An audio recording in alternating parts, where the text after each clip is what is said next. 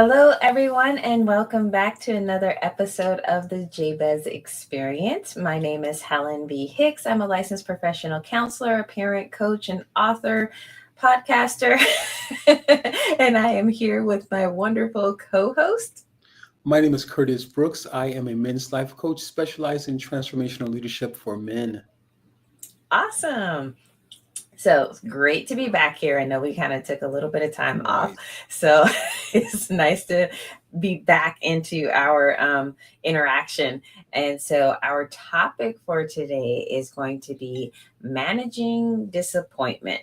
And this topic came to me because, recently had, US elections, and a number of Mm, people were very disappointed with right, the right, outcome.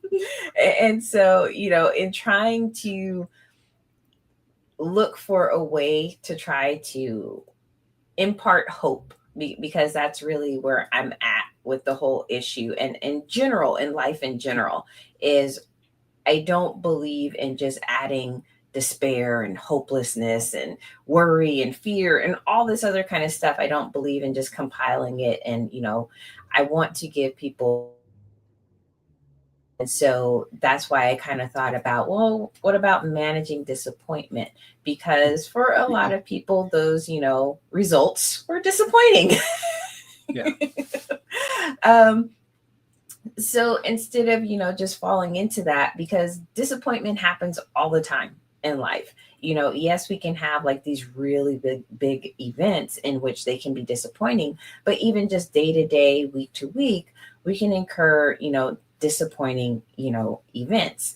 So a couple of things came to my mind like right away, and I'm sure we'll go in lots of different directions as we kind of continue to explore this. But one of the things that came to me is that sometimes the things that you want to happen don't happen because it's trying to weed out a pattern of behavior or a pattern of beliefs that may no longer be useful.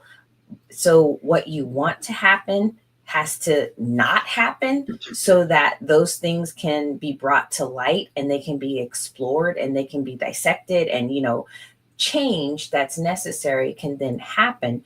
Because if you want that specific thing to happen and that specific thing does happen, it kind of pulls you away from needing to explore other things that are going on that may not be as healthy as you may think they are. um, and the other thing that really came to me is that whether it's a matter of life putting you in a certain direction, God putting you in a certain direction, however you want to conceptualize that. But sometimes where we want to go isn't always where we need to go.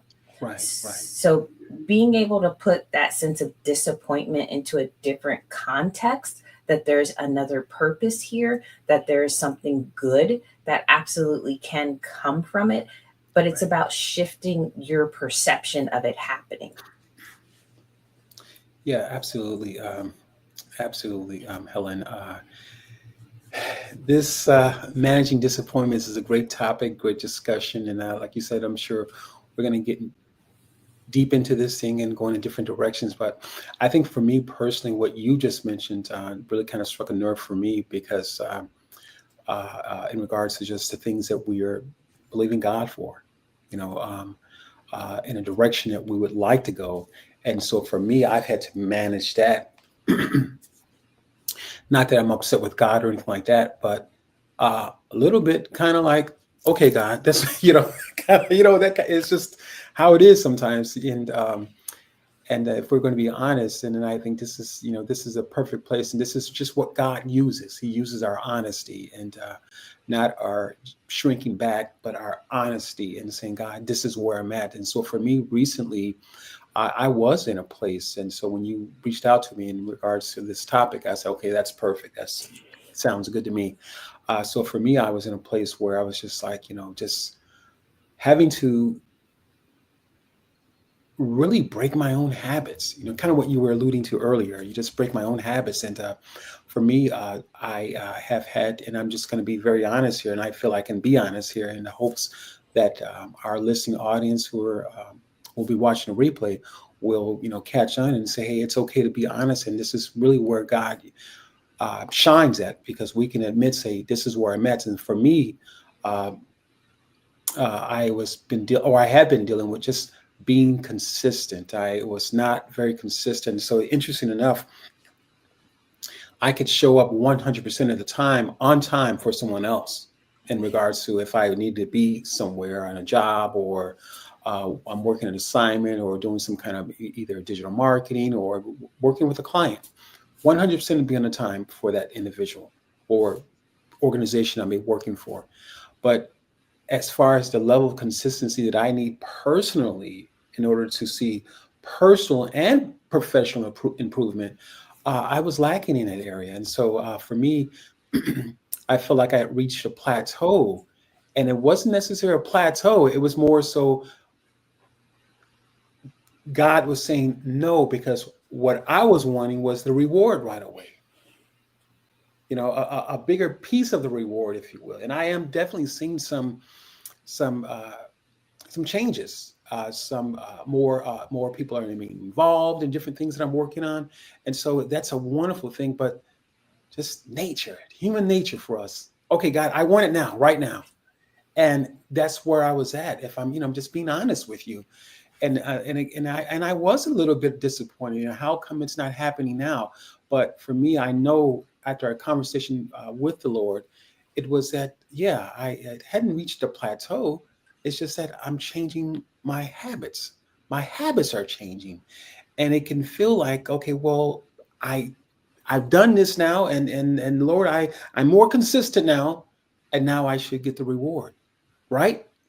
You said if I was more consistent, but it doesn't always happen that way, because I think in consistency we have to prove ourselves, and that's what I'm working on, having to prove myself, and not to anyone else, but having to really break those habits so that I can fulfill the shoes of that new level that will come afterwards, that will just instinctively come, because that's what's going to happen. That new level will come, but it does mean that I have to break those habits, and breaking those habits mean that I have to be able to manage the disappointment that comes with it, and knowing that as I manage the disappointments does not mean that God has said no.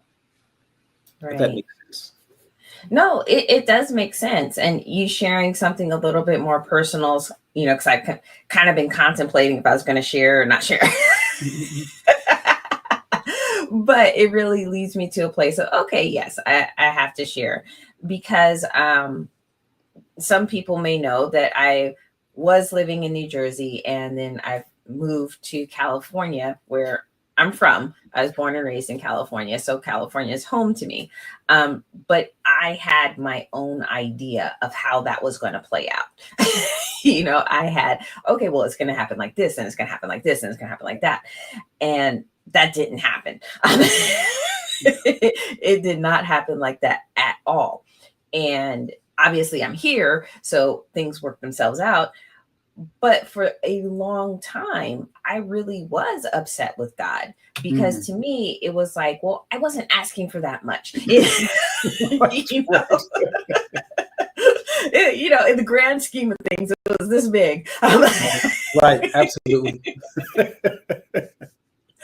And so I was really, really upset, and I couldn't accept, it didn't happen the way I Mm. thought it should have happened. It could have happened. Um, and it really took me a while, Yeah. to move away from being disappointed with God, Mm. and then starting to be open to really the lesson that was Mm. there for me, that Mm. opportunity for growth that was there for me. And I know there's a lot of people out there who've had moments just like the two of us, are sharing, that, hey, you had this expectation, and you were believing in God, and you have faith that this was going to happen once you did this, and you grew and you learned and you did whatever. And then it didn't. just automatically come. And I know there's a lot of people who are just upset with God, and you're mad at God and you're angry and you're like, well, why? I see these people who aren't even trying to be a good person and they have all this stuff. Right, right. Why couldn't I have this little bit? Right. Absolutely. Absolutely. So, but in my own personal journey, because like I said, my first response was, I was mad at God. I was like, I'm not understanding. Like, what part of this did I miss? I thought I followed Yeah. the steps. So, after I got past my own disappointment and anger, and then I was willing to be back in that place of learning, then that's when I picked up a book that I had read, I don't know, probably like 2 years ago. Mhm. And I was just kind of drawn to it. Just pick the book up again. So I came across this part of the book where it's talking about how in life we can sometimes get so attached to certain ideals. The example that was used in the book is if a person grows up with the belief of I'm not beautiful, and then someone comes along and says, ooh, hey, I'm going to give you this stuff that's going to make you beautiful, and you get that thing that you believe has been missing, like you become almost willing to give everything else up in order to get the thing that you believe is missing. Hmm. And so in reading that, it opened my eyes to, wow, I was doing that with something totally different.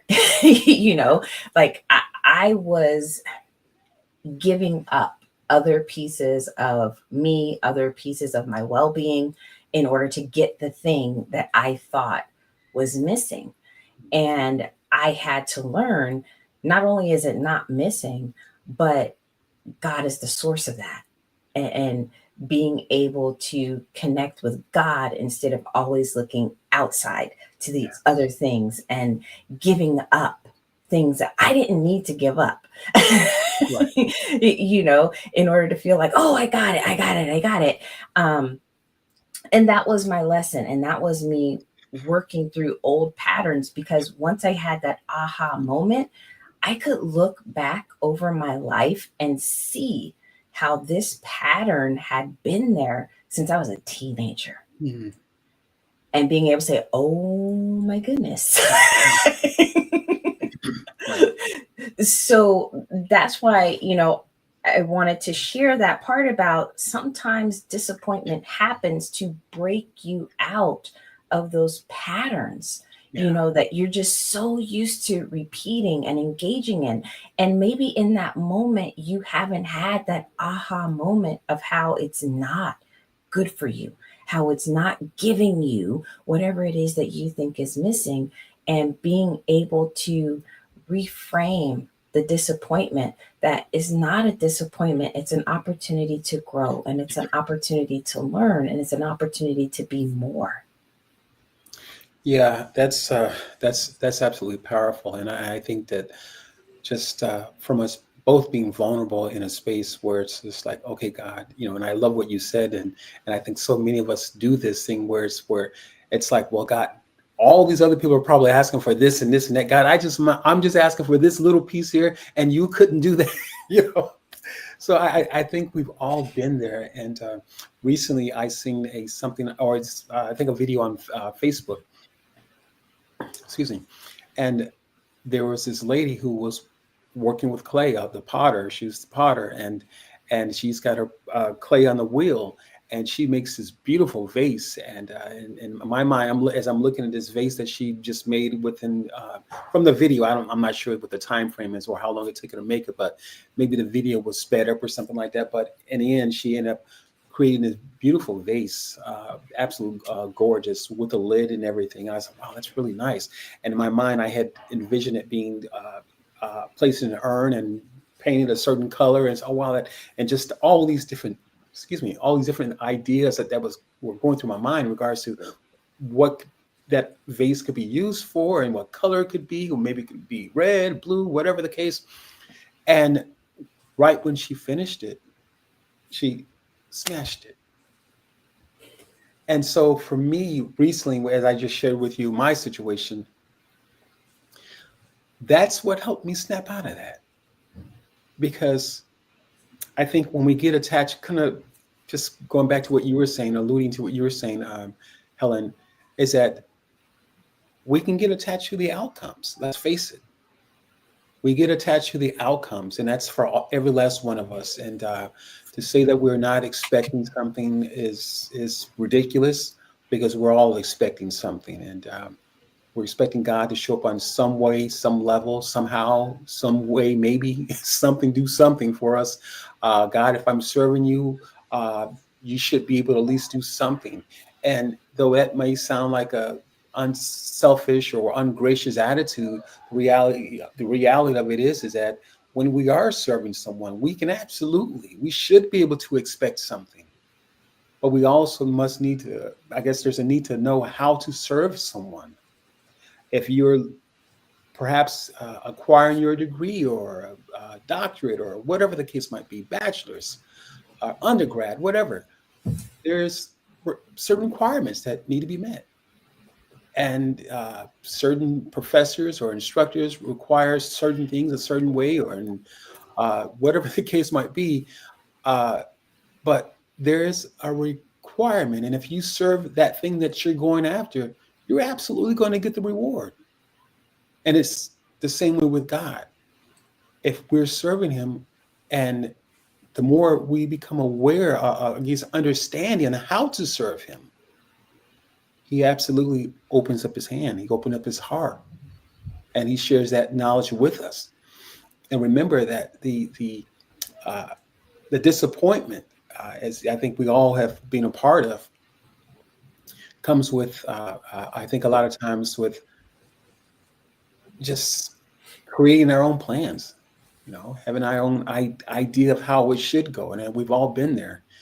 And uh, marriage, it works the same way in marriage. Absolutely, same way in marriage and any kind of relationship. And it is just a reality is that when we get attached to outcomes, the outcomes aren't personal. Don't take it personal. I know that's so difficult to do, not to do, is to take it personal, because it feels personal. It can absolutely feel like a personal attack, and feel like almost seemingly like God is single us out and say, nope, you didn't do this, and so I'm not going to do this.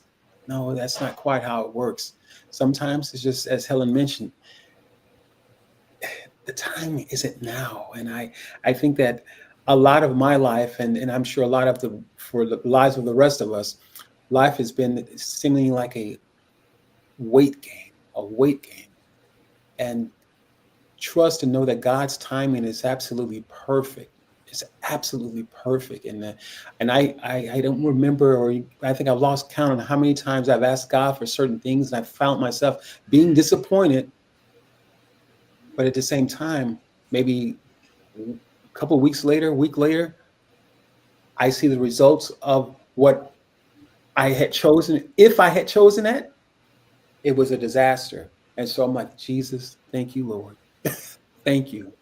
And so I think a lot of us may have been in that situation where we're glad that God did not give us what we asked for.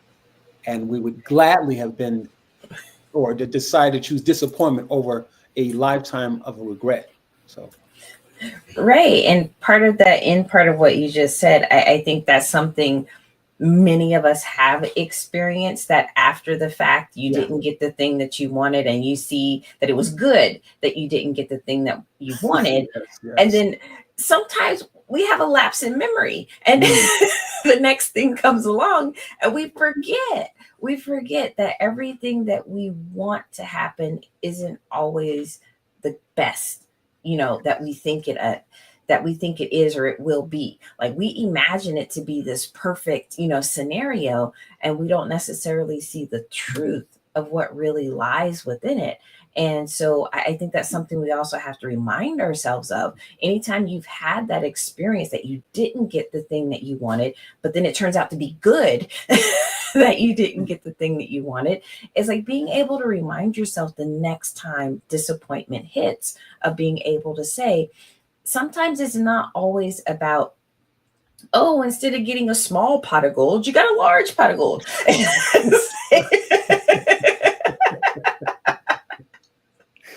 Right, right.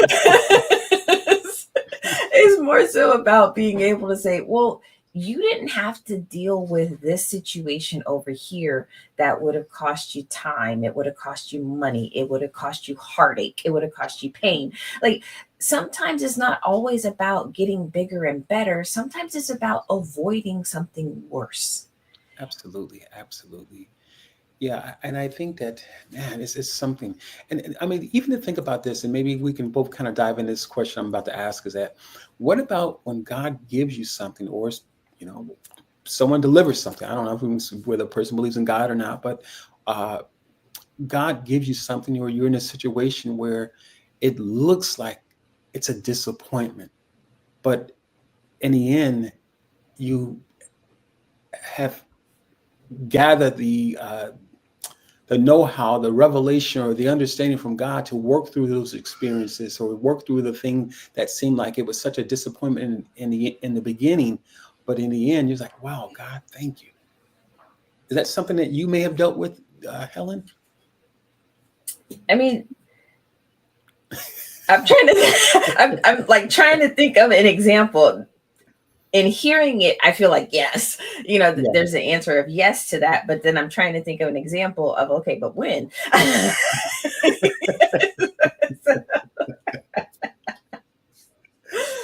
So, but again, I can say yes, Mhm. and I guess my mind is going in a slightly different direction. It's not completely off base, but where my mind is going to is some of the times, I'm not saying all the times, but some of the times in which I have experienced that I was given something and it's like, Yeah, yeah, absolutely, absolutely. I have to understand one, none of us live in this world alone. Like Yeah. none of us are here by ourselves. And two, we're all interconnected. Whether you see that connection or not, but we're Mm. all interconnected. And sometimes the things that you are given aren't necessarily for you. It's so that you can step in and you can do something or be something to someone who needs that in that moment, because at some other moment you're going to need somebody else to step in and be that Yes. and do that for you. So Yes. like that's just where my mind goes. Like we can't always be in the position of gimme, gimme, gimme, gimme, gimme. Mm. Sometimes you are given certain things, or sometimes you have to deal with that disappointment because it's about showing up and being somebody else's miracle. It's about Yeah. being somebody else's joy. So, like, that's just kind of like where my mind went, because immediately when I thought about things that I've been given, I've been like, ugh. You and me both, girl. You and me both. I mean, but it never fails that somebody else comes back and says, I am so grateful for you doing Yes. this thing, for you being this, and I'm just like, okay. So maybe it's not about me being able to walk away with money in my pocket or new Yeah. whatever. It's about showing up for other people and creating that balance of give and receive. Yeah. Absolutely. Absolutely. I think of as you were just sharing what you shared. What came to mind was serving. Serving is not easy, and I think you have to be selfless, and but even before you come to that place, my words here together, you have to go through the process, because becoming selfless is not easy. And the only one that I know of who exemplified this person, or this individual as a selfless person, was Jesus Christ. And as we read the scriptures, we know that he dealt with his challenges as well. And it's just being human, just the people asking of us, and yet you're called to serve, and you don't necessarily feel like serving, and you're not in your, you're not in your best health right now, or maybe not feeling your best, and you're called to serve, and they got people ringing your phone or calling up, hey doc, hey, you got something for me? I need to hear a word. I need to be encouraged, whatever the case might be. And none of us are Jesus. I get that, but nevertheless, I think in managing disappointments is learning how to serve, and it's not easy. It's not easy. Uh, excuse me. Are you okay? You need some water? No. I was contemplating because I want to share this story, but I was like, oh, do I share it or not? But I'm going to share it anyways. Okay. This morning, I said, my wife, I said, babe, what do you want for breakfast? And she paused for a moment. Yesterday morning and morning before, I asked her, what do you want for breakfast? So I can't remember what she wanted the first date, but the second date, which is yesterday, she said, I'll take some pancakes and some sausage. And I said, okay, sure. I'll fix her pancakes and sausage. And this morning, I asked her the question, babe, what do you want for breakfast? And she says, I'll take, and she's pausing. I said, all right, come on. Because I need to, typically I'm waking up at 4:45, get my son ready for school and do the dishes and things of that nature. And so now today she wants, she wants breakfast burritos. And that means I've got a slice of potatoes. I've got to prepare bacon and onions and grill the onions and things of that nature. And so I was just like, ooh, okay. And she said, well, never mind. I said, no, fine. And so my point in saying that is that I was expecting pancakes and sausage again, and you're just talking about being stretched. And my words to myself said, "Oh, you're really stretching me this morning, sister." How did I give you $20 and you just cook it? Absolutely. So my point is that, I mean, this serving thing is not easy. It's not easy. I was not in the mood for her breakfast burrito, but she was, so she got her breakfast burritos. That's good. You're a good man.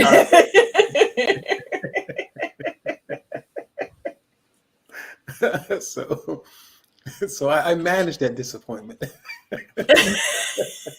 Good job. Wasn't what I was expecting, but I managed it. Good. But you showed up for somebody else.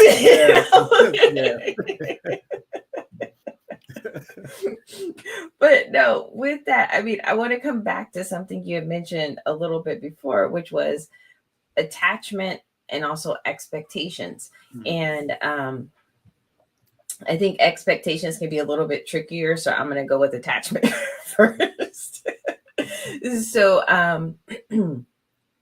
I used to have a saying on one of my boards that I keep in my office. It said that all dysfunction stems from unhealthy attachments.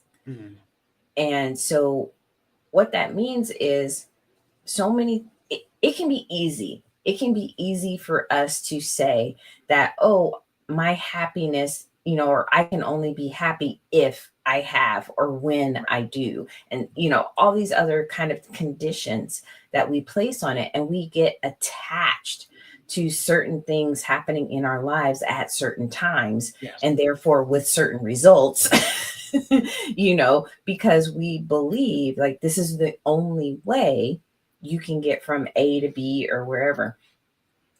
And it's that unhealthy attachment to the thing that then drives us to engage in behaviors that aren't good for us and probably not good for other people around us, because we just get that tunnel vision of it has to be, it has to be, it has to be.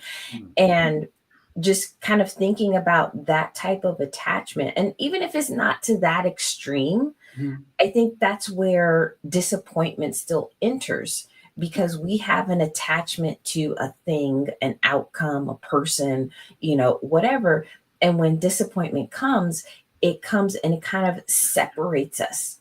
Yeah. from that attachment. And it's almost like, no, give it back, give it back, give Yeah. it back. And it can be hard for us to be able to kind of take a step back and to breathe and to say, okay, not every, maybe that thing isn't for me, or maybe this isn't the only way to get there, or maybe there's something better for me. Um, or maybe I just need to be on a different path in life because I need to make different relationships, different connections, different experiences, different opportunities to grow in order to prepare me for actually having that thing. And I think that's another thing that we don't always think about. Like, we want things, but we don't always think about what comes with having those things, though. A lot of times I hear people talk about success, success, success. And while I'm absolutely a believer that success is an individual thing, my idea of success may not look like your idea Yeah. of success, and it may be different from the person down the street's idea of success. And that's okay. We can all have our separate ideas of success, but I come across a lot of people who think they can only be successful, or they'll only be considered successful if they have millions of dollars and they live in a multi-million-dollar house and they have 5 cars and you Right. know all these other things, and that's the only way they have attached themselves to success. And it's to the point where they will dismiss, all the other accomplishments that they have made Right. if it's not giving them that end result of what they've attached to success looking like. And sometimes we just have to kind of like separate from that. And we have to be able to see, like, okay, maybe that's not your success, but also, even if that is your success, maybe there's some other skills and abilities you need to learn in order to even manage that. Yeah. We Yeah. Go ahead. Absolutely. Yeah. Absolutely, Helen. It's interesting because as you just kind of uh, brought up this managing your your expectations. Well, I'm sorry, not expectations, but Attachments. attachment. So when you brought that up, it made me think about how that in managing those attachments, or dealing with the the attachment, at least, or what we're expecting, and or the outcomes, uh, we can um, be so tunnel vision that it inevitably ruins relationships too. The We dysfunction. yeah, exactly. It dismisses people within relationships because in our own minds that these people are playing a specific role, and if they're not playing that specific role, where it leads to me fulfilling this idea or this outcome that I'm expecting, uh, in most cases, or in some cases, we just kind of do away with them because they don't fit into this puzzle or this idea of what our outcome looks like. And it can be a very, very unfortunate thing. And I think that, or at least what comes to mind now, years ago when I don't know if I told you, Helen, I used to work as a flight attendant with United Airlines for many years ago. And and how I got that job was just a absolute act of God. And I remember, and just a quick story here, I remember as I was sitting across the bed, the Lord had spoke to me just as I'm speaking now, and Helen and I are having a conversation now, and said to apply for the airline. And I said, Lord, what airline? And I didn't know of any airline, but I knew that on Wednesday, I think it may have been either Sunday or Monday, perhaps, that this situation or my conversation with the Lord had taken place. And I was like, well, what airline? And I knew Wednesday the new job advertisements would come out. And as a matter of fact, I was living in Las Vegas at the time. And so as I sat on the end of the bed, and God is my witness, I heard the Lord say to me, apply for the airline.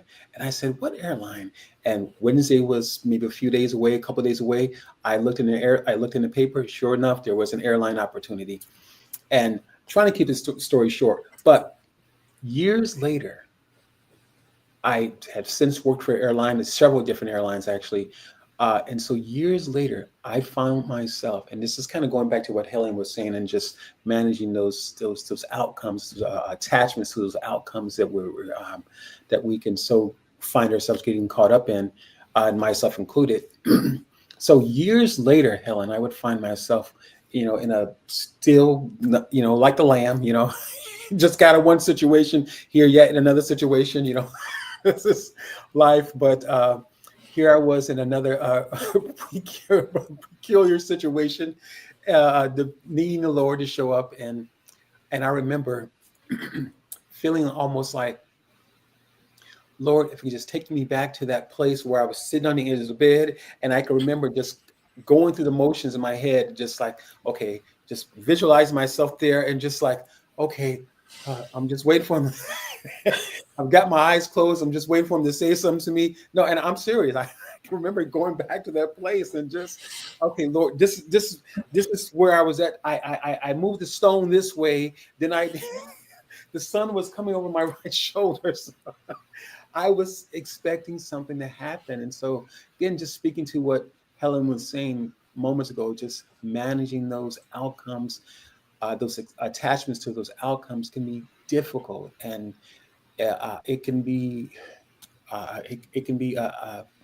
just a daunting task. But then, along the way, if we have not found ourselves coming back to a reality, we can dismiss so many other things, even opportunities that we actually need to take hold of, Right. getting to the next step. So just wanted to share that. Right. No, thank you. I appreciate you sharing that. And I could just kind of like imagine, because I think we all have those moments of desperation, Mhm. how big or small or how long or short they may last. But that Yeah. moment of, I need something and I need it right now. This is how it happened last time. So let me recreate. Yeah, I was there. Absolutely. No, but I understand it. I get it. Where you're just like, please.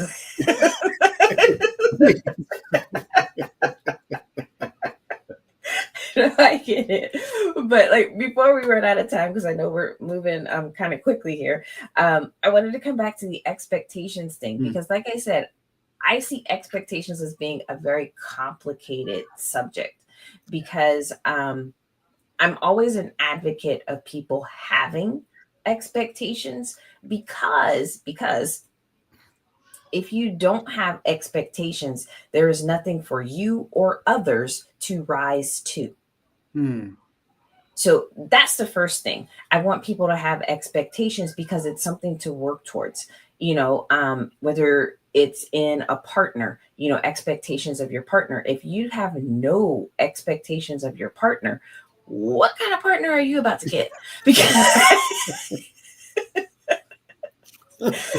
Because you've eliminated the bar. pretty much. Pretty So, much. but having those expectations, even if you don't meet someone who is exactly at that, it's about, but did you meet someone who's willing to rise to it? Someone who is willing to become more. And it's not necessarily them becoming more for you, but them wanting more for themselves and seeing in you that motivation, to reach for the things that they want more of. So I'm always an advocate of people having expectations, but being detached from the outcome. Yeah. Yeah. So go ahead. I was going to say, and I want you to continue sharing this, but that's not an easy thing to do, though. Right. That's not an easy thing to do.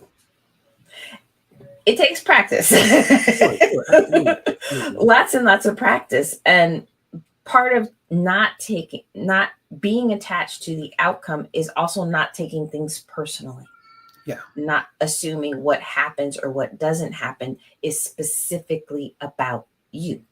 Hmm. So have expectations for your life, because again, that gives you something to rise to. If you don't have any expectations for your life, then you're not going to go to school, you're not going to develop Right. skills, you're not going to make connections with other people, you're not going to go different places, you're not going to do anything.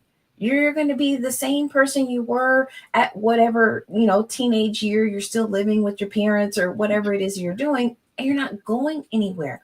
So I want people to have expectations, but I just want you to be open to the fact that your ideal destination may not be the best destination. Yeah. And being open to kind of being more like, that feather in the wind, like, okay, sorry, I have to explain the picture in my head. it's, it's kind of like if you're, let's say, on a high balcony and you have a feather and you drop that feather, is it going to fall directly down? No. It's going to do its sway as it does, and it's going to get caught in the wind, and maybe it spirals off over here or things like that. I, I want you to have the expectation that, yes, you're going to land. Like, eventually the feather is indeed going to land. And I want you to have the expectation that where you land is going to be good for you. Hmm. But I want you to let go of how many times you loop-de-loop, how many spirals you take, whether you sway left or you would sway right, and just trust that the end will be okay, even if it doesn't look exactly like you thought it was going to look. Absolutely, absolutely. Yeah, I love that analogy, Helen, because I think, as you said so nicely, wherever the feather lands, and I'd like to add is that wherever that feather lands, there's a relationship to expand. There's a relationship to learn. There's something to learn. There's a lesson to learn. And I think much of what God has given to us, or the situations that He places us in, as this feather, so to speak, that we're here for a reason. We're here for a reason, and you or I are in this situation we're in for a reason, and so we are to not just say, "Oh, I'm just going to make the best of it," but to have those expectations and to know that, yeah, just as Helen and I have been sharing with you, is that expectations, disappointments, these things are all part of life, absolutely part of life. And for some of us, you could say, "Well, Curtis, I expected before, and I got hurt." Who hasn't been hurt? And just as Helen just said so nicely, again, if you see yourself as that feather and just kind of just making those swooshes and just landing in different areas, and yet taking off on a flight and somewhere else, that's how we have to be. It's not easy. It's not easy. But as Helen said, it does take practice. It does take practice. And with practice, we'll learn in life. There's going to be much swooshing and landing here and there. And it gives yet us another opportunity to build upon relationships that in most cases that we would may not have actually sought after. Right. Absolutely. And you said something that kind of like triggered a different thought. Because you talked about, like, it hurts when you get disappointed. Sure. And I just wanted to speak to that because I don't want to dismiss it. I don't want to minimize it or tell people that you shouldn't feel disappointed, you shouldn't feel hurt. That's not the message I'm trying to send at all. But I do remind people that in every negative thing that you've experienced in your life, regardless of the extent of that negative thing, there's always one positive to take away from it. There's always something in that, whether it helped you to be resilient, it helped you to be resourceful, it helped you to find your supports, whatever it is, it pushed you to learn something new, to master a skill, like whatever it is, there's always something positive in it.